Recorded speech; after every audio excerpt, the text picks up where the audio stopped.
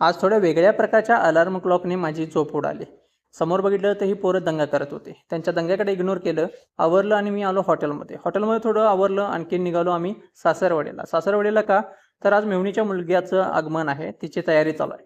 तिकडे जाता जाता काहीतरी घ्यावं म्हणून मी दुकानासमोर थांबलो होतो. इथे छत्रपती शिवाजी महाराजांचे पोस्टर आणि ध्वज दिसून आले. मन प्रसन्न झालं. व्हिडिओ केला. त्याच्यानंतर घरी गेलो, तयारी चालू होती. शिवंश पण जॉईन झाला. तो खेळत होता, फुगे वगैरे घेऊन उडवत होता, कारण त्याचा तो वेगळाच आनंद असतो.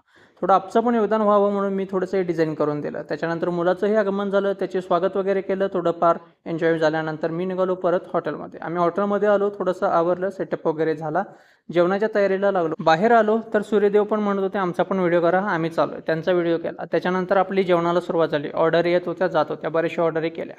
त्याच्यानंतर इकडे बघितलं तर हा बोका आपला छत्रपती शिवाजी महाराजांच्या चरणाशी काहीतरी लोटांगण घालत होता. तोही शिवभक्त. आजचा मिनी व्लॉग मी इथे संपवतोय. भेटू उद्या एका नवीन मिनी